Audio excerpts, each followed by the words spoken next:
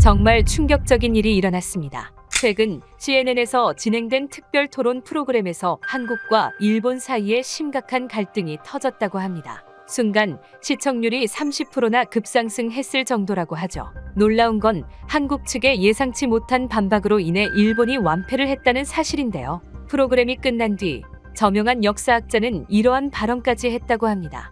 Cherry picks data to suggest that tens of millions of dead people are getting checks. 대체 무슨 일이 있었던 걸까요? 안녕하세요. 저는 CNN의 토론 프로그램 글로벌 디베이트의 진행자 존 로빈스입니다. 그날은 정말 특별한 날이었습니다. 한국과 일본 두 나라의 외교장관을 한자리에 모시고 역사적인 토론을 진행하게 된 날이었거든요. 스튜디오 또한 긴장감으로 가득 차 있었습니다. 전 세계가 주목하는 이 토론에서 두 나라의 오랜 갈등이 어떻게 펼쳐질지 저 역시 가슴이 뛰었죠. 오늘은 한일 양국의 역사적 갈등을 주제로 특별한 시간을 마련했습니다. 제 목소리가 스튜디오에 울려 퍼졌어요. 카메라의 빨간 불빛이 저를 비추는 가운데 양쪽에 앉아있는 두 외교장관의 표정을 살폈죠. 일본 외교장관은 다소 경직된 모습이었습니다. 노란 넥타이를 매만지며 카메라를 의식한 듯 미소를 지었지만 그 눈빛에서는 긴장감이 느껴졌어요. 반면 한국 외교장관은 놀라울 정도로 당당하고 여유로웠습니다.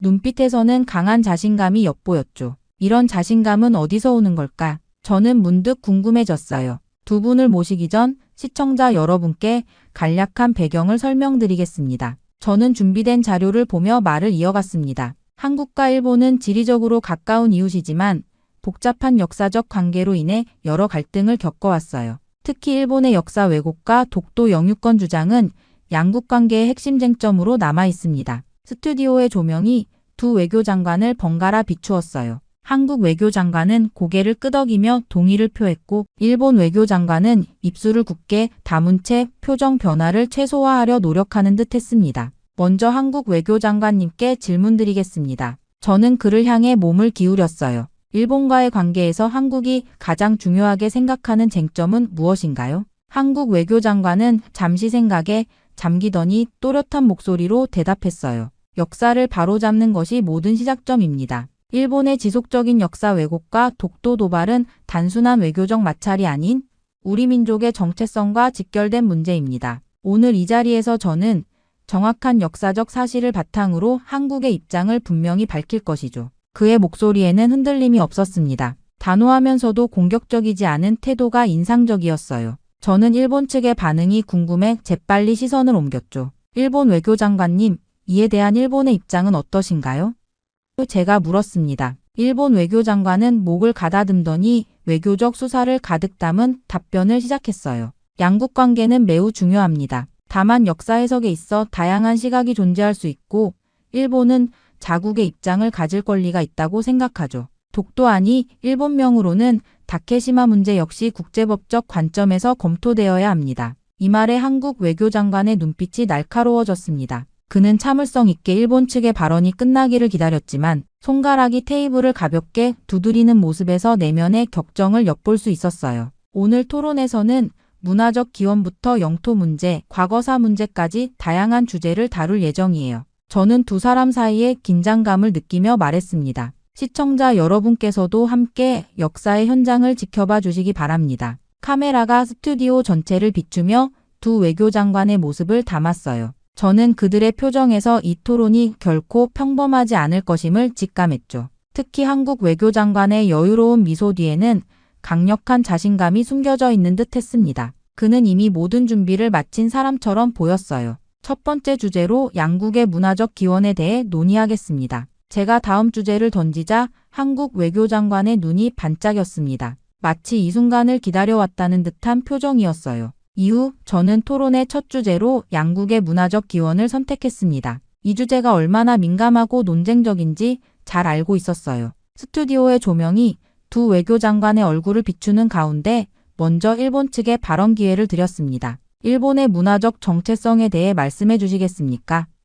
제가 질문하자 일본 외교장관은 자신감 있는 표정으로 고개를 끄덕였어요. 일본 외교장관은 목소리에 힘을 주며 대답했습니다. 일본은 고유한 문화적 정체성을 가진 나라입니다. 벚꽃 축제, 검도와 같은 무도, 우리의 전통 의상과 건축 양식은 모두 일본의 순수한 정신을 반영하죠. 이런 문화적 요소들은 일본 고유의 것으로 우리 민족의 독창성을 보여주는 증거라고 할 수 있습니다. 그의 말을 듣는 동안 한국 외교장관의 표정이 미묘하게 변하는 것을 놓치지 않았어요. 마치 오래 준비해온 순간이 드디어 왔다는 듯한 표정이었습니다. 한국 장관님, 이에 대한 견해는 어떠신가요? 제가 물었죠. 한국 외교장관은 잠시 서류를 정리하더니 차분한 목소리로 말하기 시작했어요. 역사적 사실을 바로잡고 싶습니다. 일본이 언급한 문화적 요소들은 실제로는 한국에서 기원했다는 증거가 있습니다. 예를 들어 벚꽃의 경우 최근 DNA 분석 결과에 따르면 일본의 벚꽃 품종은 한반도에서 유래했다는 것이 과학적으로 증명되었죠. 저는 흥미로운 전개에 눈썹을 치켜 올렸습니다. 한국 외교장관은 태블릿을 펼쳐 화면에 연구 결과를 보여주었어요. 2014년 도쿄대학교와 서울대학교의 공동연구에서 일본의 대표적 벚꽃인 소메이요시노의 DNA가 한반도 원산 벚꽃과 일치한다는 결과가 나왔습니다. 이는 국제학술지에도 게재된 사실이에요. 일본 외교장관의 얼굴이 순간 굳어졌죠. 그는 당황한 기색을 감추려 애쓰며 서류를 뒤적였습니다. 한국 장관은 계속해서 말을 이어갔어요. 검도 역시 마찬가지입니다. 검도의 기원은 한국의 격검술에서 찾을 수 있습니다. 조선시대 무에도 보통지에 기록된 검술 기법이 일본으로 전해진 것이죠. 이것은 역사적 문헌을 통해 확인할 수 있는 사실입니다. 그는 각 주장마다 구체적인 역사적 자료와 과학적 증거를 제시했어요. 화면에는 고문서, 유물사진, 학술 연구 결과가 차례로 등장했습니다. 이런 말씀을 드리는 이유는 문화의 우월성을 주장하기 위함이 아닙니다. 역사적 사실을 바탕으로 정확한 문화적 교류의 역사를 인정하는 것이 중요하다고 생각하기 때문이죠. 한국 외교장관의 말에는 확신이 넘쳤어요. 저는 놀라움을 감추지 못하고 일본 측을 바라보았습니다. 일본 장관님, 이에 대한 반론이 있으신가요? 일본 외교장관은 잠시 당황한 기색이 역력했어요. 그는 목을 가다듬더니 문화적 기원에 대한 해석은 다양할 수 있습니다. 일부 학설이 있다고 해서 그것이 전체 역사를 대변하는 것은 아니죠. 라고 말했지만 구체적인 반박 증거를 제시하지는 못했습니다. 저는 더 깊이 파고들었어요. 장관님, 한국 측이 제시한 과학적 증거와 역사적 자료에 대해 구체적인 반론이 있으신가요? 일본 외교장관은 불편한 표정으로 자리에서 몸을 움직였습니다.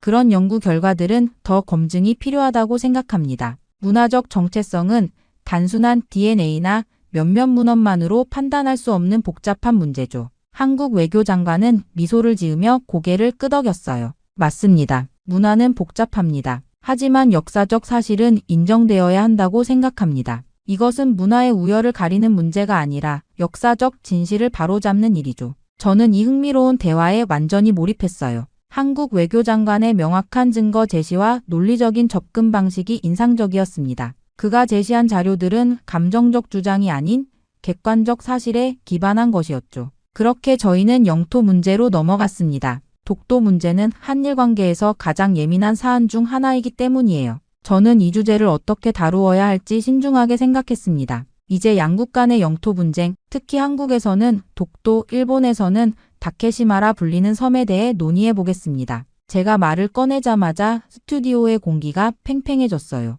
일본 외교장관이 먼저 발언권을 얻었습니다. 그는 자세를 바로 하고 단호한 목소리로 말하기 시작했어요. 다케시마는 역사적, 지리적, 국제법적으로 일본의 고유 영토입니다. 1905년 시마네현 고시에 의해 공식적으로 일본 영토로 편입되었고 샌프란시스코 강화 조약에서도 한국에 반환된 영토 목록에 포함되지 않았죠. 한국의 점거는 국제법상 불법이라고 할 수 있습니다. 카메라가 한국 외교장관을 비추었습니다. 그의 표정은 놀라울 정도로 침착했어요. 마치 이 질문에 대비해 오랜 시간 준비해온 듯했죠. 한국 장관님, 이에 대한 답변 부탁드립니다. 제가 말했습니다. 한국 외교장관은 잠시 물을 한 모금 마신 후 명확한 어조로 대답했어요. 독도는 역사적으로나 국제법적으로 명백한 대한민국의 영토입니다. 먼저 역사적 측면을 살펴보겠습니다. 그는 태블릿을 꺼내 화면에 고문서 이미지를 띄웠죠. 삼국사기, 세종실록 지리지, 동국문헌 비고 등 다수의 역사 문헌에 독도가 한국 영토로 기록되어 있습니다. 특히 1696년 일본 에도 막부가 울릉도와 독도가 조선 영토임을 인정한 공식 문서가 있습니다. 이는 일본 스스로가 인정한 역사적 증거이죠. 일본 외교장관의 표정이 미세하게 굳어졌어요. 한국 장관은 이어서 다른 자료를 보여주었습니다. 1905년 일본의 독도 편입 주장은 당시 일제의 한반도 침략 과정에서 이루어진 불법적 행위입니다. 더욱 중요한 것은 샌프란시스코 조약 이전인 1946년 연합국 최고사령부 훈령 677호에서 독도를 일본에서 분리된 지역으로 명시했다는 사실이에요. 저는 깊은 인상을 받았습니다. 한국 장관의 설명은 철저한 사료와 국제법적 근거에 기반하고 있었죠. 국제법적 측면에서 더 말씀해 주실 수 있을까요? 제가 물었어요. 한국 외교장관은 고개를 끄덕였습니다. 독도에 대한 한국의 실효적 지배는 국제법상 중요한 요소입니다. 한국은 1952년부터 독도에 경비대를 주둔시키고 등대와 헬기장 등 시설을 설치해 실질적 관할권을 행사해왔죠. 국제사법재판소도 영토 분쟁에서 실효적 지배를 중요한 판단 기준으로 삼고 있습니다. 그의 설명은 명쾌하고 논리적이었어요. 특히 인상적인 것은 감정적 호소가 아닌 객관적 사실과 국제법적 원칙에 기반한 주장이라는 점이었습니다. 일본 장관님, 이에 대한 반론이 있으신가요?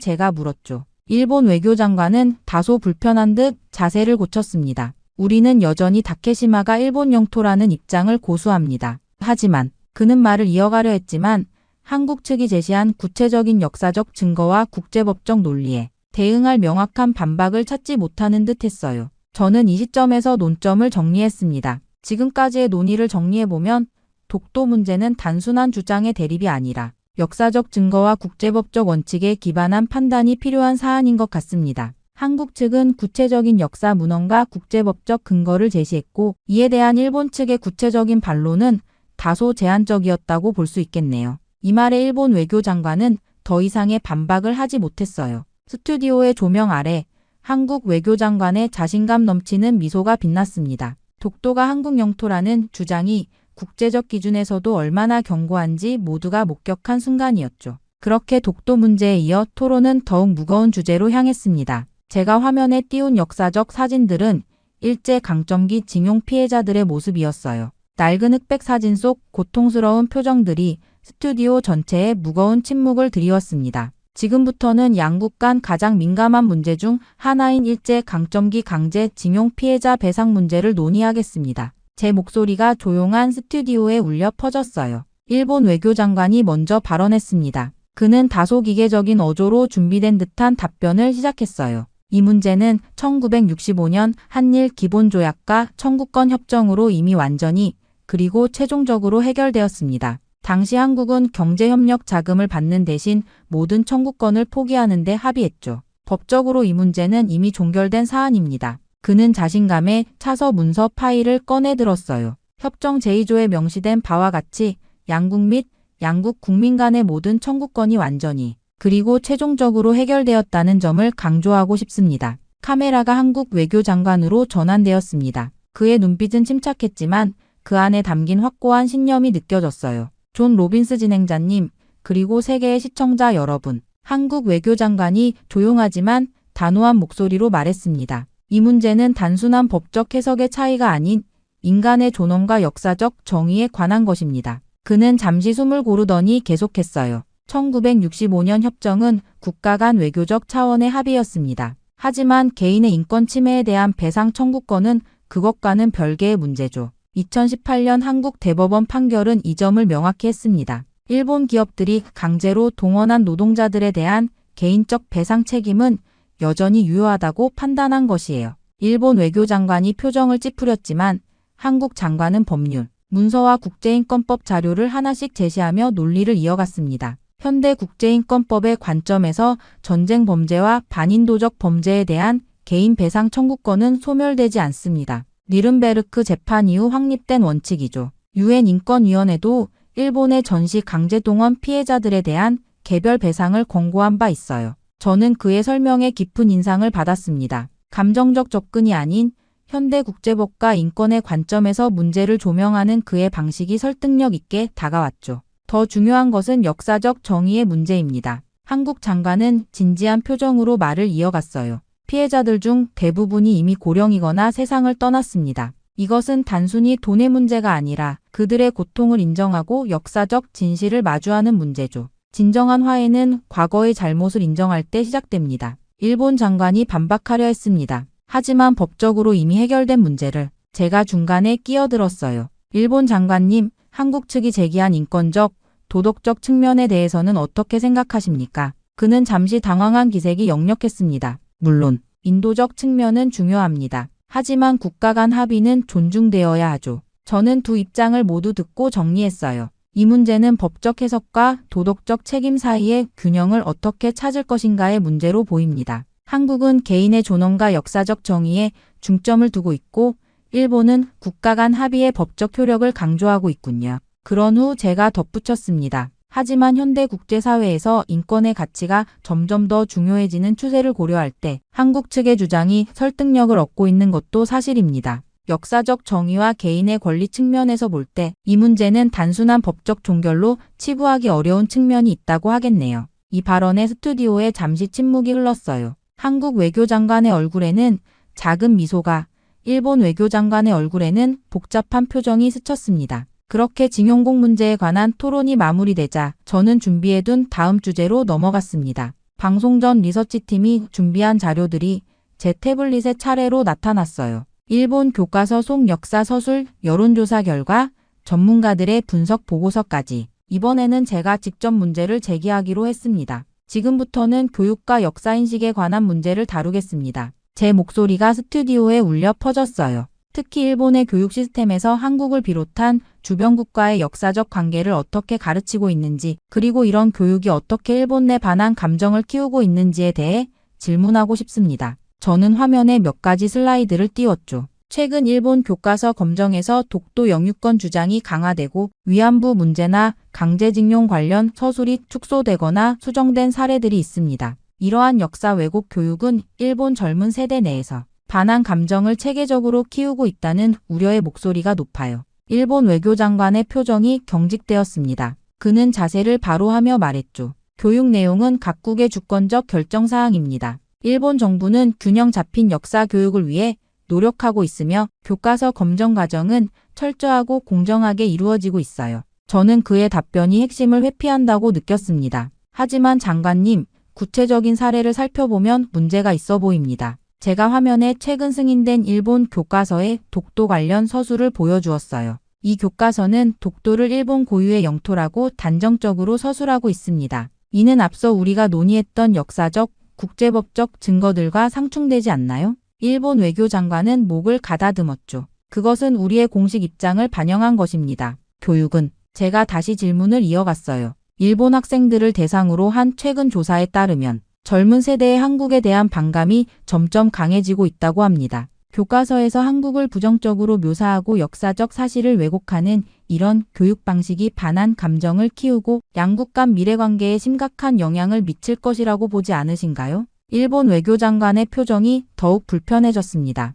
우리는 미래지향적 관계를 추구하고 있습니다만 역사적 사실에 대한 서로 다른 해석이 존재할 수 있죠. 한국 외교장관이 발언 기회를 요청했어요. 그의 얼굴은 차분했지만 눈빛은 강한 의지를 담고 있었습니다. 역사 교육은 미래 세대의 인식을 형성하는 중요한 토대입니다. 한국 장관이 말했어요. 객관적 사실에 기반한 교육이 아니라 자국 중심의 왜곡된 역사 서술은 결국 일본 내 반한 감정을 조직적으로 키우게 되고 이는 양국 관계의 미래에 심각한 장애물이 됩니다. 이는 단순한 교육 주권의 문제가 아니라 역사적 진실과 국제이해의 문제죠. 저는 한국 장관의 말에 동의하면서 일본 측에 다시 질문했습니다. 객관적인 역사 연구 결과가 교과서에 제대로 반영되어야 한다는 주장에 대해서는 어떻게 생각하십니까? 일본 외교장관은 질문을 우회하려 했어요. 우리는 학문의 자유를 존중합니다. 다양한 연구 결과가 있을 수 있고 제가 부드럽지만 단호하게 말을 끊었습니다. 장관님, 제가 여기서 강조하고 싶은 것은 일본의 현재 역사 교육이 반한 감정을 키우는 도구가 되고 있다는 점입니다. 교육은 갈등의 씨앗이 아닌 화해와 상호 이해의 바탕이 되어야 합니다. 최근 국제교육 전문가들은 갈등 지역에서의 화해를 위한 역사 교육의 중요성을 강조하고 있어요. 일본은 이러한 글로벌 트렌드에 어떻게 대응하고 계신가요? 일본 외교장관이 답변을 머뭇거리는 동안 저는 계속해서 말했습니다. 실제로 유럽에서는 제2차 세계대전 이후 독일과 주변국들이 공동 역사, 교과서 개발 등을 통해 과거사 갈등을 극복한 사례가 있죠. 동아시아에서도 이런 접근이 가능하다고 보십니까? 일본 외교장관은 이러한 직접적인 질문들 앞에서 명확한 답변을 회피했어요. 각 지역의 역사적 맥락은 다릅니다. 우리는 우리의 방식으로. 저는 그의 답변이 충분치 않다고 느꼈습니다. 카메라를 향해 정리하듯 말했죠. 오늘 토론을 통해 일본의 역사 교육이 반한 감정을 체계적으로 키우고 있으며 이는 단순히 국내 문제가 아닌 국제적 평화와 협력에 큰 장애물이 되고 있음을 확인할 수 있었습니다. 객관적 사실에 기반한 교육만이 진정한 상호 이해와 화해의 토대가 될 수 있을 것입니다. 스튜디오에 잠시 침묵이 흘렀어요. 한국 외교장관의 얼굴에는 담담한 미소가, 일본 외교장관의 얼굴에는 복잡한 표정이 스쳤습니다. 제 질문을 통해 일본 교육 시스템의 문제점이 국제적으로 드러난 순간이었죠. 그렇게 무거운 교육 문제에 이어 토론은 경제 분야로 자연스럽게 넘어갔습니다. 저는 화면에 양국 경제 지표를 보여주는 그래프들을 띄웠어요. 반도체, 자동차, 조선, 스마트폰 시장 점유율과 글로벌 경쟁력 지수를 나타내는 다양한 차트가 나타났습니다. 이제 양국 경제 관계에 대해 이야기해 보겠습니다. 제가 말했어요. 특히 한국 산업의 일본 의존도와 관련된 오랜 논쟁이 있어 왔는데 이에 대한 양측의 견해를 듣고 싶습니다. 일본 외교장관이 먼저 발언권을 얻었습니다. 그는 자신감 있는 표정으로 말을 시작했어요. 한일 경제관계에서 주목해야 할 점은 핵심 산업, 소재와 부품 분야에서 한국이 여전히 일본에 의존하고 있다는 사실입니다. 특히 반도체 제조에 필수적인 고순도 불화수소, 포토레지스트, 플루오린 폴리이미드 같은 첨단 소재는 일본이 세계 시장을 주도하고 있죠. 그는 준비해온 자료를 화면에 띄웠습니다. 2019년 무역 분쟁 당시 일본의 수출 규제로 한국 기업들이 얼마나 큰 타격을 받았는지를 보면 한국 산업의 일본 의존성을 명확히 알 수 있습니다. 세계적인 기업들이 있다고는 하지만 그 기업들의 공급망은 여전히 일본 기술에 크게 의존하고 있다고 볼 수 있어요. 저는 한국 외교장관의 표정이 오히려 더 편안해지는 것을 발견했습니다. 그는 마치 이 질문을 기다려왔다는 듯한 여유로운 미소를 지었어요. 한국 장관님, 일본 측의 이러한 주장에 대해 어떻게 생각하십니까?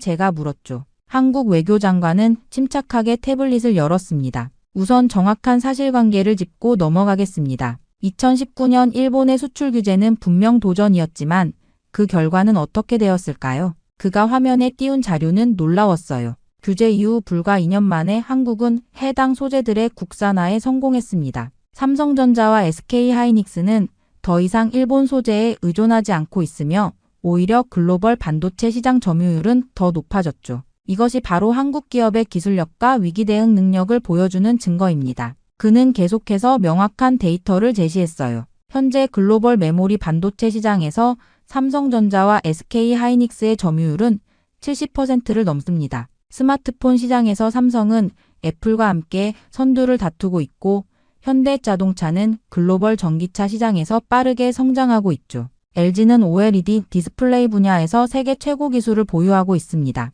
일본 외교장관의 표정이 점점 굳어갔어요. 한국 장관은 차분하지만 자신감 넘치는 어조로 말을 이어갔습니다. 더 중요한 것은 미래 산업에서의 경쟁력입니다. 인공지능, 6G 통신, 로봇공학, 바이오헬스 분야에서 한국은 글로벌 리더로 부상하고 있어요.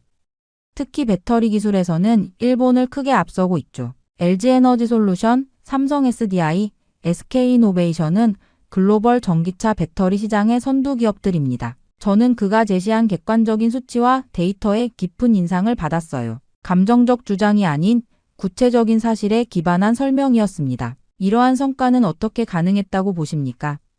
제가 물었죠. 한국 외교장관은 미소를 지으며 답했습니다. 한국은 위기를 기회로 바꾸는 DNA를 가지고 있습니다. 한국전쟁 이후 폐허에서 세계 10대 경제대국으로 성장했고 1997년 외환위기와 2008년 글로벌 금융위기도 성공적으로 극복했어요. 2019년 일본의 수출 규제는 역설적으로 한국 산업의 독립성과 자립도를 높이는 계기가 되었습니다. 일본 외교장관이 반박하려 했지만 구체적인 데이터 앞에서 설득력 있는 주장을 펼치지 못했어요. 물론 한국이 발전한 것은 사실이지만 그 순간 저는 진행자로서 객관적인 평가를 내렸습니다. 오늘 토론을 통해 우리는 한국이 더 이상 일본에 경제적으로 의존하는 국가가 아니라 오히려 여러 분야에서 앞서가는 글로벌 경제 강국으로 성장했음을 확인할 수 있었습니다. 이것은 단순한 주장이 아닌 구체적인 데이터와 시장 상황이 증명하는 사실이라고 하겠네요. 카메라가 일본 외교장관의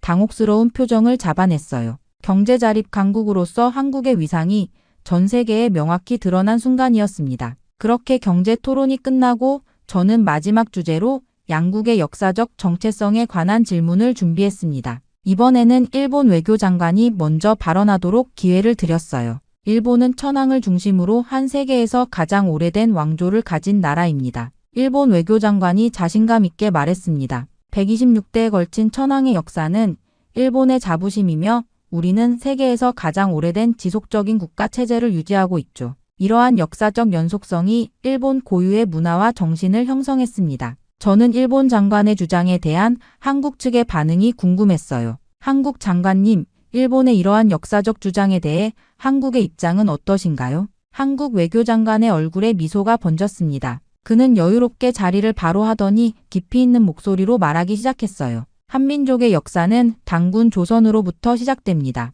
기원전 2333년 약 4300년 전의 일이죠. 단군 신화는 단순한 신화가 아니라 우리 민족의 정체성과 정신을 담고 있는 역사적 뿌리입니다. 그는 태블릿을 펼쳐 고고학적 발굴 자료와 역사 문헌들을 화면에 띄웠어요. 최근의 고고학적 발견들은 한반도에서 5000년 이상의 문명이 지속되어 왔음을 증명하고 있습니다. 고조선의 유물과 유적은 실제로 매우 발달된 청동기 문명이 존재했음을 보여주죠. 저는 그의 설명에 흥미를 느꼈습니다. 단군 신화가 한국인들에게 어떤 의미를 가지는지 좀 더 설명해 주시겠어요? 한국 외교장관은 잠시 생각에 잠기더니 진지한 표정으로 말했습니다. 단군 신화는 홍익인간이라는 철학을 담고 있습니다. 널리 인간을 이롭게 한다는 이 이념은 5000년 한민족 역사를 관통하는 핵심 가치죠. 일제강점기 때도 단군 신앙은 민족의 정신적 구심점이 되었고 독립운동의 사상적 토대가 되었습니다. 그는 한국의 역사 속에서 면면이 이어져 온 민족 정신을 설명했어요. 삼국시대 고려, 조선을 거쳐 현대 대한민국에 이르기까지 우리 민족은 수많은 외세의 침략에도 언어와 문화, 정신적 가치를 지켜왔습니다. 한글이라는 독창적인 문자 체계를 만들고 세계 최초의 금속 활자와 거북선 같은 혁신을 이룩했죠. 이런 창조성과 회복력이 바로 단군으로부터 이어져 온 민족 정신의 표현입니다. 일본 외교장관은 불편한 기색이 역력했어요. 그러나 한국 장관의 설명은 역사적 사실과 문화적 맥락을 통합한 설득력 있는 내용이었습니다. 한국의 그런 깊은 역사와 문화적 뿌리에 대해 잘 알지 못했습니다. 제가 솔직히 고백했어요. 단군 신화가 단순한 건국 설화를 넘어 민족 정신의 원천이 된다는 점이 인상적입니다. 한국 외교장관은 겸손하게 고개를 끄덕였습니다. 중요한 것은 과거의 영광을 자랑하려는 것이 아닙니다. 우리 역사에서 배울 수 있는 화합과 평화의 가치를 현대에 되살려 동아시아와 세계 평화에 기여하고자 하는 것이 한국의 바람입니다. 그의 말에는 자부심과 함께 미래를 향한 비전이 담겨 있었어요. 스튜디오에 잠시 감동적인 침묵이 흘렀습니다. 저는 이 순간이 단순한 역사 논쟁을 넘어 한민족의 정신적 깊이를 세계에 알리는 귀중한 시간이 되었다고 느꼈죠. 그리고 드디어 토론의 마무리 시간이 다가왔습니다. 저는 진행자로서 지금까지의 토론을 정리해야 했어요. 하지만 솔직히 말하면 제 마음속에는 이미 분명한 결론이 자리 잡고 있었습니다. 이 토론은 제게도 큰 변화를 가져왔죠. 오늘 우리는 한일 관계의 주요 쟁점들을 깊이 있게 살펴보았습니다. 제가 카메라를 향해 말했어요. 문화적 기원부터 영토 분쟁, 역사 문제, 경제관계까지 다양한 주제에 대한 양국의 입장을 들어볼 수 있었죠. 스튜디오의 조명이 두 외교장관의 얼굴을 비추었습니다. 일본 외교장관은 불편한 표정으로 자리에 앉아 있었고 한국 외교장관은 평온하면서도 자신감 넘치는 모습이었어요. 저는 진행자로서 중립을 지켜야 하지만 오늘 토론을 지켜보며 깊은 인상을 받은 점을 말씀드리지 않을 수 없습니다.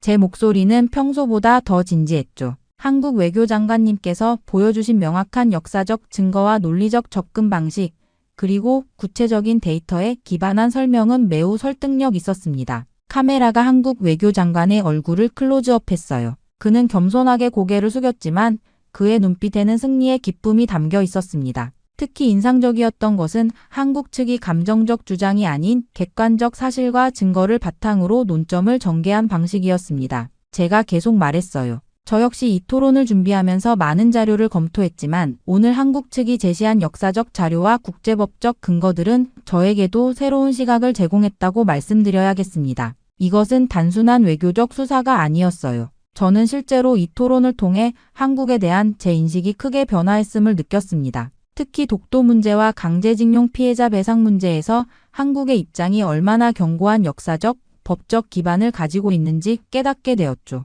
글로벌 디베이트 시청자 여러분, 우리는 오늘 매우 중요한 역사적 순간을 목격했습니다. 제 목소리에는 확신이 담겨 있었어요. 한국은 오랫동안 일본과의 역사적 갈등에서 자신들의 입장을 국제사회에 충분히 알리지 못했다는 평가를 받아왔지만 오늘 우리는 한국의 외교가 얼마나 당당하고 설득력 있게 변화했는지를 분명히 보았습니다. 그때 스튜디오 밖에서 들려오는 소리가 있었어요. 제작진이 알려준 바에 따르면 토론을 시청한 세계 각국의 반응이 실시간으로 쏟아지고 있었습니다. 방금 전달받은 소식에 따르면 오늘 토론에 대한 국제 여론의 반응이 매우 뜨겁다고 합니다. 제가 놀란 표정으로 말했죠. 유럽과 미국, 아시아 각국의 시청자들은 한국 측이 제시한 역사적 증거와 논리에 깊은 인상을 받았다는 반응을 보내고 있습니다. 일본 외교장관의 얼굴이 더욱 굳어졌어요. 반면 한국 외교장관은 침착한 표정을 유지했지만 그의 눈빛에서는 자부심이 느껴졌습니다. 이번 토론은 단순한 양국 간의 논쟁을 넘어 세계가 동아시아의 역사와 현재를 바라보는 시각에 중요한 변화를 가져올 것으로 보입니다. 제가 진지하게 말했죠. 특히 한국의 문화적 뿌리와 역사적 정당성 그리고 경제적 독립성에 대한 인식이 크게 달라질 것으로 예상됩니다. 토론의 마지막 순간 저는 두 외교 장관에게 마무리 발언의 기회를 드렸어요. 일본 외교장관은 형식적인 외교적 수사를 반복했지만 한국 외교장관의 마지막 말은 깊은 울림을 주었습니다. 오늘의 토론이 한일 관계의 새로운 출발점이 되기를 바랍니다. 역사를 직시하고 인정할 때만이 진정한 미래를 함께 만들어갈 수 있을 것입니다. 토론이 끝나고 카메라가 꺼진 후에도 저는 오랫동안 그 자리에 앉아 있었어요. 오늘 저는 단순한 토론의 진행자가 아니라 역사적 진실이 세상에 드러나는 순간의 증인이 되었다는 느낌이 들었습니다. 한국에 대한 제 인식은 완전히 바뀌었고 이 토론은 제 기자 생활에서 가장 기억에 남을 순간이 되었죠.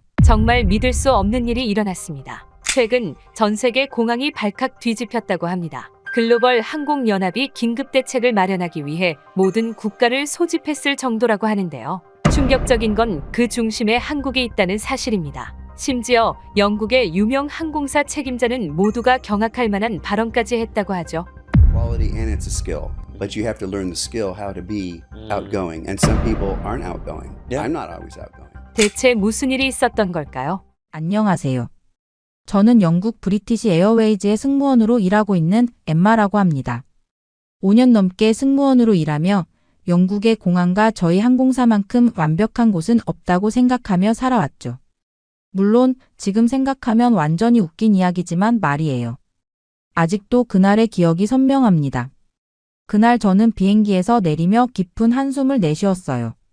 오랜만에 휴가로 탑승한 프랑스행 비행기가 갑자기 기체 결함을 일으켜 인천공항에 비상 착륙하게 되고 말았거든요. 기장의 한국에 비상 착륙한다는 말에 저는 속으로 신음을 참았습니다. 대체 왜 하필 한국이야? 최악이네. 저는 캐리어를 꽉 쥐며 중얼거렸습니다. 솔직히 말하자면 저는 한국에 대해 좋은 인상을 갖고 있지 않았거든요. 바로 같은 항공사에서 일하는 중국인 동료 루이 때문이었죠. 루이는 런던-상하이 노선을 5년 넘게 비행하며 동아시아에 대해 전문가처럼 이야기하곤 했습니다. 엠마, 한국이 겉으로는 발전한 것처럼 보여도 속은 완전히 다르다니까. 루이는 기내식을 준비하던 중에도 휴게실에서 쉬는 시간에도 한국에 대한 부정적인 이야기를 끊임없이 했습니다. 한국 사람들은 외국인에게 불친절하고 특히 중국인이나 서양인들에게 차별적인 시선을 보낸다고 했어요. 자기가 한국 식당에서 완전히 무시당했던 경험도 들려주었죠. 처음으로 한국에 방문해 설레는 마음으로 식당을 들어갔는데 그곳의 사람들이 중국인은 나가라며 자신을 완전히 문전박대했다고 하더군요. 그 말에 저는 충격을 받았습니다. 어떻게 그런 짓을 할 수가 있을까요? 중요한 건 이런 일이 한두 번이 아니라고 했어요. 외국인에 대한 시선이 좋지 않고 아직도 그들의 수준은 80년대에 머물러 있다고 하더군요. 아마 여행을 가게 되면 큰 수치심을 느낄 거라고 했어요. 이뿐만이 아니었습니다. 루이는 손을 휘저으며 음식에 대해서도 혹평했죠. 한국 음식은 너무 맵고 짜서 진짜 맛을 느낄 수 없다고요. 중국 음식은 섬세한데 비해 한국은 그냥 고춧가루만 잔뜩 넣는다고 깎아내렸죠. 또 한국의 위생 상태에 대해서도 비판했어요. 길거리는 겉으로 깨끗해 보여도 구석구석은 엉망이라면서 특히 공중화장실은 들어가기 무서울 정도로 더럽다고 강조했습니다. 물론 처음에는 반신반의했지만 루이가 워낙 확신에 찬 목소리로 말하다 보니 저도 모르게 한국에 대한 부정적인 이미지가 쌓여갔어요. 오랜 기간 동안 이 이야기를 들어온 다른 승무원들도 루이의 말에 고개를 끄덕이며 한국보다는 일본이나 싱가포르를 선호한다고 했습니다. 난 도쿄가 훨씬 좋아. 적어도 거기서는 사람들이 예의 바르게 대해주잖아. 맞아, 홍콩이나 싱가포르는 국제적이지만 한국은 너무 폐쇄적이야. 결국 동료들의 이런 대화가 반복될수록 한국은 제 여행 목록의 맨 밑으로 내려갔죠. 그런데 그렇게나 원치 않았던 이 한국에 도착하다니. 휴가를 완전히 망쳐버린 것 같다는 생각에 기분이 너무나도 좋지가 않더군요. 그렇게 인천공항 입국장으로 들어서며 저는 주변을 경계하듯 둘러봤습니다. 공항은 생각보다 넓고 깨끗했어요. 하지만 루이의 말이 귓가에 맴돌아 마음이 편치 않았습니다. 저는 짐을 꼭 붙들고 걸었어요. 이탈리아 공항에서 소매치기를 당한 경험이 있어서 더 조심스러웠죠. 한국 승객들이 빠른 걸음으로 지나가는 모습을 지켜보았습니다.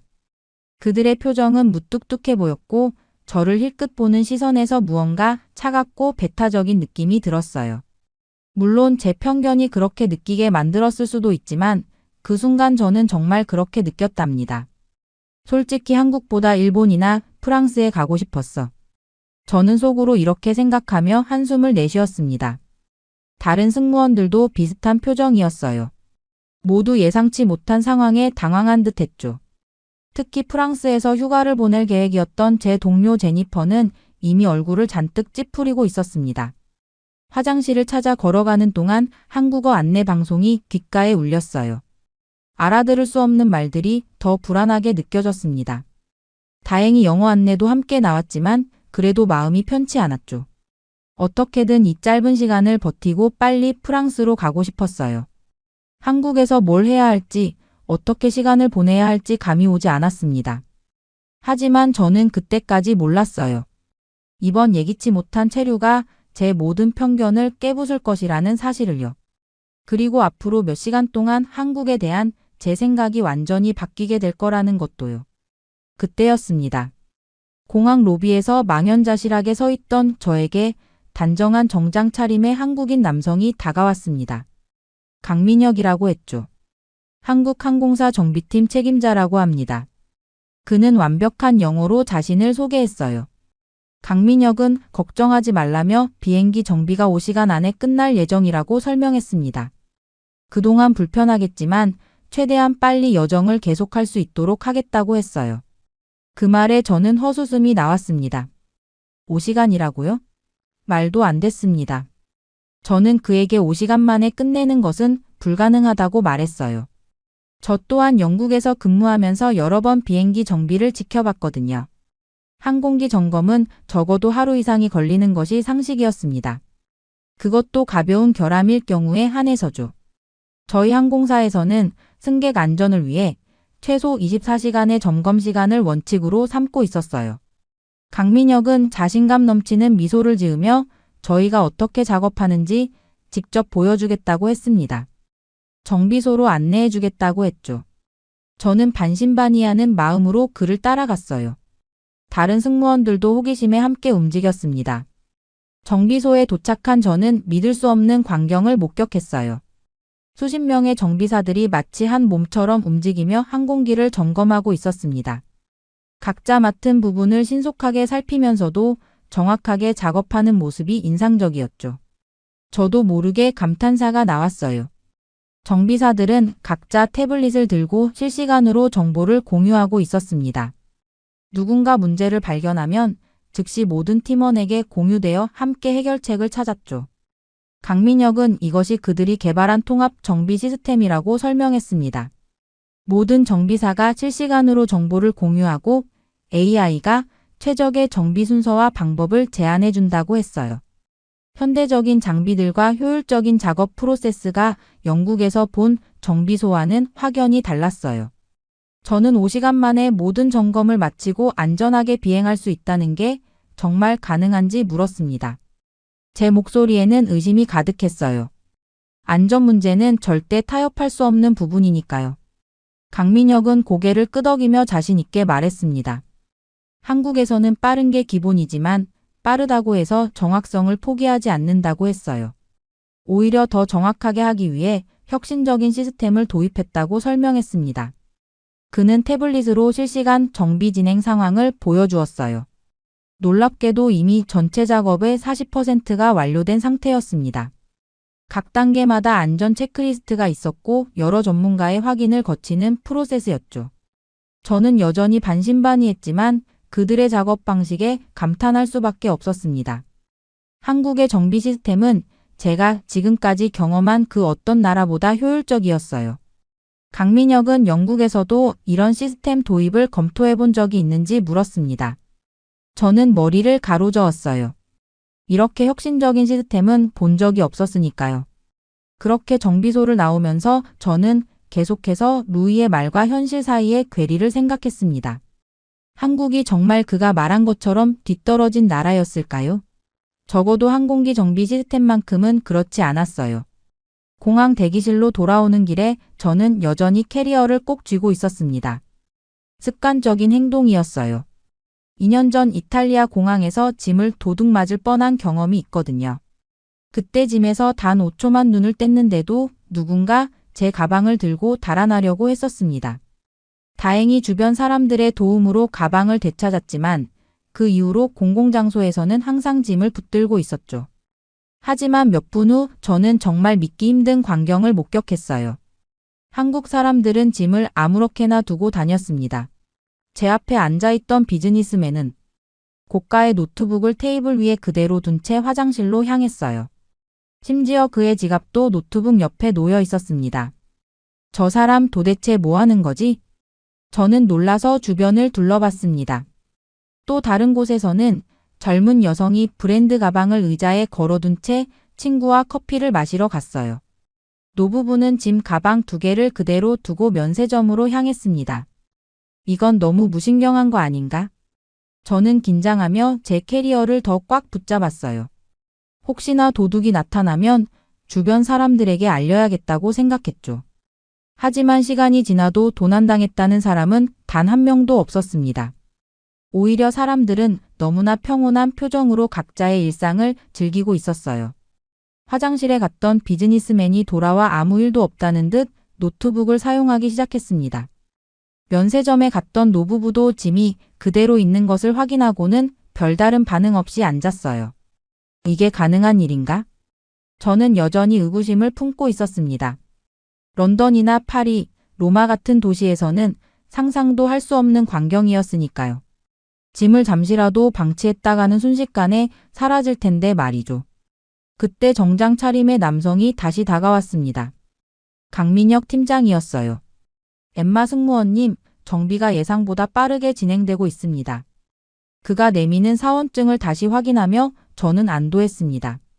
강민혁은 제가 여전히 캐리어를 꽉 붙잡고 있는 모습을 보더니 미소를 지었어요. 여기선 그렇게 짐을 꼭 쥐고 있을 필요 없어요. 한국은 공공장소에서 도난 사고가 거의 일어나지 않습니다. 저는 여전히 반신반의했지만 주변의 모습을 다시 한번 살펴보니 정말 그런 것 같았습니다. 사람들은 자신의 소지품에 대해 전혀 걱정하지 않는 듯 했어요. 정말요?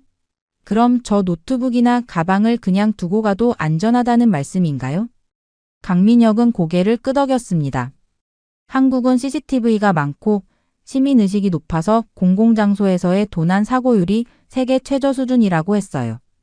이후 제 캐리어를 조심스럽게 의자 옆에 내려놓자 강민혁은 미소를 지었습니다.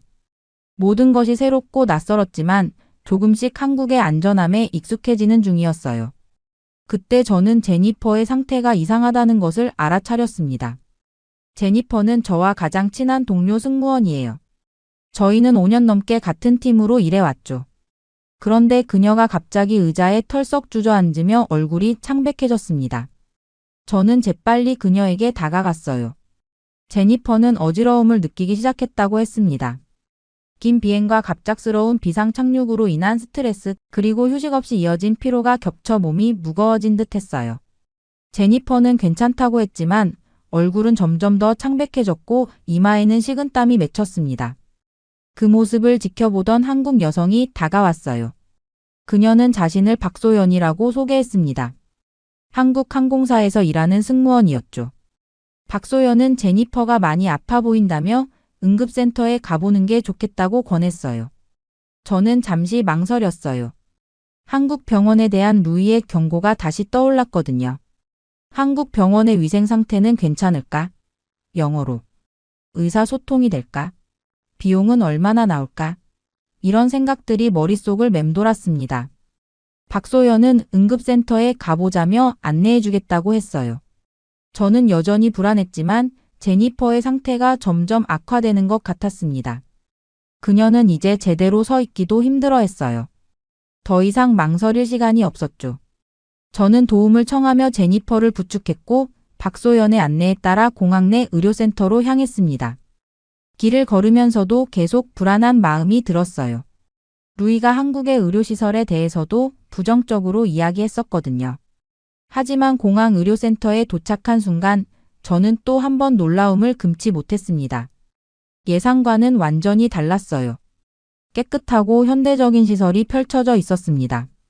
제니퍼는 접수 후 곧바로 진찰실로 안내받았어요. 접수 과정도 매우 간단했습니다. 태블릿으로 몇 가지 정보만 입력했을 뿐인데 모든 수속이 끝났어요. 저는 걱정스럽게 제니퍼와 함께 들어갔습니다. 진료실은 놀라울 정도로 깨끗했어요. 최신식 의료 장비들이 곳곳에 배치되어 있었고 의사와 간호사들은 모두 전문적인 모습이었습니다. 김태윤 의사는 유창한 영어로 제니퍼의 증상을 물었어요. 저는 통역이 필요할까봐 걱정했는데 의사가 완벽한 영어를 구사하는 것을 보고 안도했습니다. 제니퍼는 자신의 증상을 설명했고 의사는 신속하게 진찰을 시작했어요. 혈압, 체온, 산소 포화도 등을 체크하고 간단한 혈액 검사까지 진행했습니다. 모든 과정이 빠르고 효율적이었어요.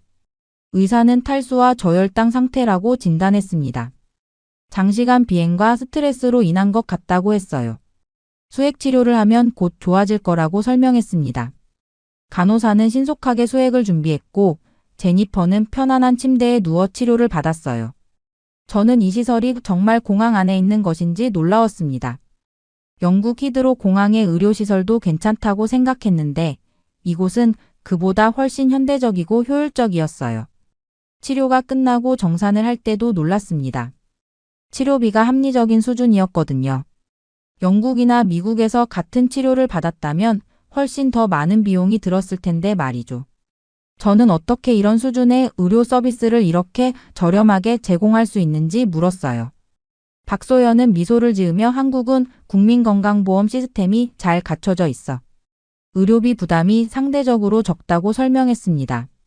그리고 공항 의료센터는 외국인 방문객을 위해 특별히 신경 쓰고 있다고 했어요. 이후 의료센터에서 나오자 제니퍼의 상태가 많이 좋아졌습니다. 수액치료 덕분인지 얼굴에 혈색이 돌아왔어요. 제니퍼는 이제 별 문제 없이 걸을 수 있게 되었고 저는 마음이 한결 가벼워졌습니다. 루이의 경고와는 달리 한국의 의료 시스템은 놀라울 정도로 효율적이었어요. 박소연이 저희에게 다가왔습니다. 그녀는 비행기 정비가 아직 진행 중이니 점심을 먹으러 가는 게 어떻겠냐고 제안했어요. 제니퍼도 의사가 음식을 먹는 게 좋겠다고 했다며 고개를 끄덕였습니다. 박소연은 김치찌개를 먹어보는 게 어떻겠냐고 물었어요. 저는 즉시 고개를 저었습니다. 루이가 한국 음식은 모두 너무 맵다고 했거든요. 특히 김치는 입에 넣자마자 화상을 입을 것 같다고 과장되게 표현했었죠. 하지만 박소연은 김치찌개도 순한 맛으로 조절할 수 있다고 설명했어요. 저는 반신반의하며 그녀를 따라 공항 내 한식당으로 향했습니다. 식당은 깔끔했고 메뉴판에는 영어 설명이 함께 있어 주문하기 편했어요. 김치찌개가 테이블에 도착했을 때 붉은 국물을 보고 다시 한번 망설였습니다. 하지만 예의상 한 숟가락 떠먹어 봤어요. 그 순간 저는 깜짝 놀랐습니다. 예상과는 달리 깊고 진한 국물 맛이 입안에 퍼졌어요. 맵기만 한 게 아니라 다양한 맛이 조화롭게 어우러졌습니다. 이게 왜 맛있지? 저는 생각할 겨를도 없이 한 숟가락, 두 숟가락 계속해서 먹었어요. 어느새 제 그릇은 비어가고 있었습니다. 제니퍼도 비슷한 반응이었어요. 그녀는 된장찌개를 시켰는데 계속해서 맛있다는 감탄사를 내뱉었습니다. 루이의 말이 다 틀렸네요. 한국 음식은 정말 맛있어요. 박소연은 미소를 지으며 한국 음식의 다양성에 대해 설명해 주었습니다. 매운 음식만 있는 것이 아니라 담백하고 깊은 맛을 내는 요리가 많다고 했어요. 김치도 여러 종류가 있으며 모든 한국 음식이 매운 것은 아니라고 했습니다. 식사를 마친 후 박소연이 잠시 화장실에 가는 동안 저희는 근처 편의점에 들렀어요. 그런데 이 편의점이 또 한 번 저를 놀라게 했습니다. 영국의 편의점과는 차원이 달랐어요. 먼저 눈에 띈 것은 무인 계산 시스템이었습니다. 고객들이 스스로 상품을 스캔하고 결제할 수 있는 시스템이 갖춰져 있었어요. 상품들은 정갈하게 정리되어 있었고 신선한 도시락과 삼각김밥 같은 즉석식품도 다양했습니다. 특히 삼각김밥의 포장에 감탄했어요. 박소연이 돌아와서 어떻게 먹는지 시범을 보여줬는데 포장의 한쪽 귀퉁이를 당기면 비닐이 깔끔하게 벗겨지는 설계였습니다. 김밥을 싸고 있는 김이 습해지지 않도록 김과 밥 사이에 얇은 필름을 넣은 아이디어도 놀라웠어요. 이런 편리한 시스템은 영국에서도 본 적이 없어요. 저는 감탄사를 연발했습니다. 디자인, 실용성, 위생까지 모든 면에서 완벽했어요. 편의점 음료 코너에서는 다양한 종류의 차와 커피, 생과일 주스가 진열되어 있었고 심지어 와인과 맥주까지 판매하고 있었습니다. 제니퍼는 삼각김밥 여러 개와 아이스커피를 구매했어요. 저는 유자차와 참치 삼각김밥을 골랐습니다. 무인 계산대에서 간편하게 결제한 후 저희는 다시 공항 대기실로 향했어요. 박소연은 한국의 편의점이 단순한 상점이 아니라 생활 문화 공간이라고 설명했습니다. 24시간 운영되며 공과금 납부, 택배 서비스, 심지어 간단한 식사까지 해결할 수 있는 곳이라고 했어요. 그렇게 공항 대기실로 돌아오는 길에 저는 계속해서 한국에 대한 새로운 인상을 정리하고 있었어요. 루이의 말과는 달리 한국은 놀라울 정도로 발전되고 효율적인 나라였습니다. 깊은 맛의 음식과 편리한 시스템까지 모든 것이 기대 이상이었죠. 대기실로 들어서자 비행기 정비가 거의 끝나가고 있다는 안내 방송이 나왔어요. 승객들은 다시 탑승 준비를 하고 있었습니다. 이제 곧 프랑스로 향할 수 있게 된 거죠. 하지만 저는 이상하게도 서둘러 떠나고 싶은 마음이 들지 않았어요. 오히려 더 많은 것을 보고 싶다는 생각이 들었습니다. 박소연과 다른 한국 승무원들이 승객들을 응대하는 모습을 지켜보며 저는 또 한 번 감탄했어요. 시간이 흐를수록 한국 승무원들의 서비스 정신이 얼마나 특별한지 더 깊이 느낄 수 있었습니다. 그들은 승객 한 명 한 명을 정말 세심하게 배려했어요. 연세 드신 할머니에게는 천천히 안내하고 작은 아이들에게는 눈높이를 맞추어 이야기했습니다. 특히 인상적이었던 것은 문제가 생겼을 때의 대처 방식이었어요. 한 승객이 탑승권을 분실했다며 당황해했을 때 박소연을 포함한 3명의 승무원이 즉시 도움을 주기 위해 달려왔습니다.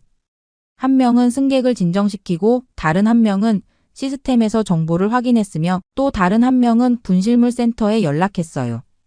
모두 자신의 역할을 완벽하게 수행하면서도 서로를 돕는 팀워크가 놀라웠습니다.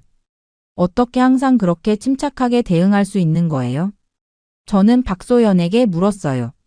그녀는 부드러운 미소를 지으며 대답했습니다. 저희는 한국을 대표하는 얼굴이니까요. 승객들이 한국에 대해 갖는 이의 첫인상이 저희를 통해 만들어진다고 생각해요. 그녀의 말에 저는 깊은 인상을 받았어요. 단순히 직업적인 의무를 넘어서 국가의 이미지를 책임진다는 자부심이 그들의 서비스 정신을 더욱 특별하게 만들고 있었던 거죠. 비행 준비가 거의 끝나갈 무렵 저는 문득 한 가지 생각이 들었습니다. 한국 항공사에서 일하면 어떨까? 제가 일하는 영국 항공사도 물론 훌륭했지만 한국 승무원들의 세심함과 전문성 그리고 자부심은 분명 배울 점이 많았어요. 박소연은 승객들이 불편함 없이 탑승할 수 있도록 계속해서 안내하고 있었습니다. 그녀는 심지어 각 승객의 이름을 기억하고 있는 것 같았어요. 개인적인 인사를 건네며 작별 인사를 했으니까요. 어떻게 모든 승객의 이름을 기억할 수 있는 거예요? 제가 물었을 때 박소연은 수줍은 듯 웃으며 대답했습니다. 모든 승객이 소중하니까요. 작은 디테일이 큰 차이를 만든다고 생각해요. 그녀의 말에 저는 다시 한번 감동했습니다. 이런 진심 어린 태도야말로 진정한 서비스 정신의 핵심이라는 생각이 들었어요. 저는 제 팀 동료들을 둘러보았습니다. 그들도 한국 승무원들의 태도에 감명받은 듯 했어요. 제니퍼는 심지어 메모를 하고 있었습니다.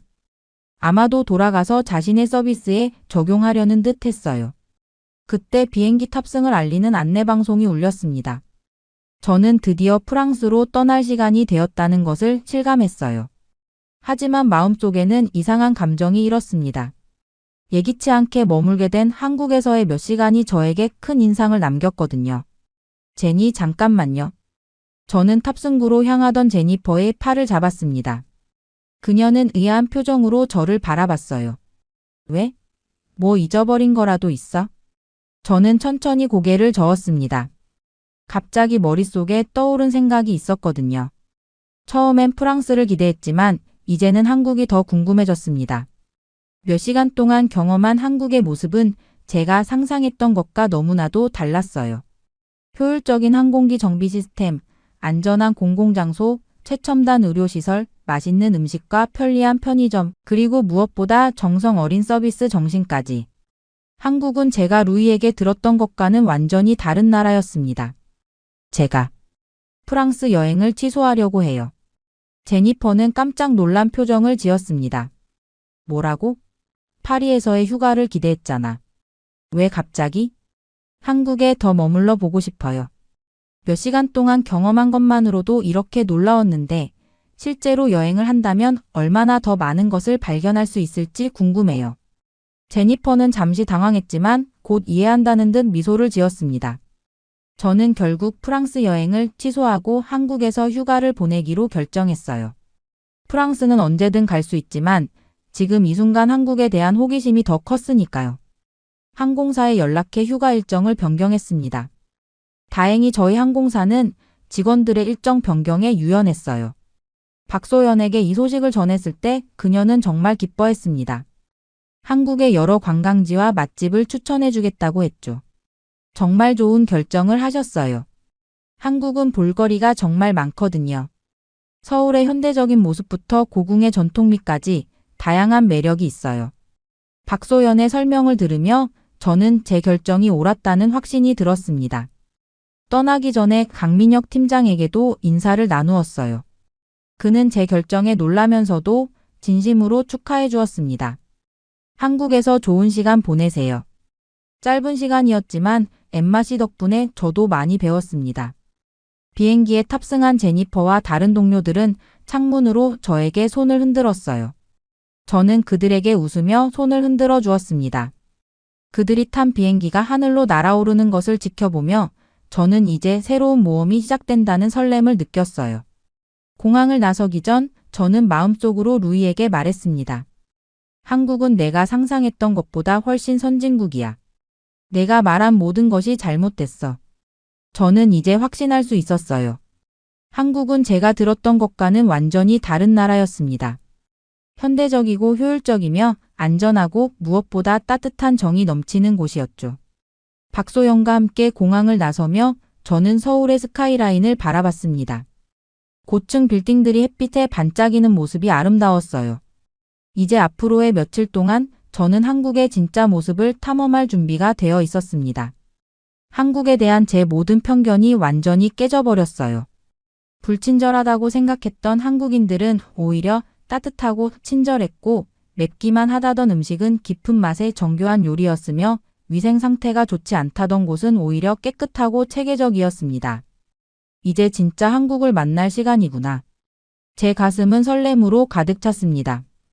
루이의 이야기가 아닌 제 눈으로 직접 한국을 발견할 기회가 생긴 거니까요. 때로는 예상치 못한 일이 가장 특별한 경험을 선물해준다는 것을 깨달았습니다. 비상착륙이라는 불운한 사건이 제 인생에서 가장 행운이 되다니 정말 놀라운 일이었죠. 저는 박소연을 따라 택시에 올랐습니다. 한국에서의 새로운 여정이 시작되고 있었어요.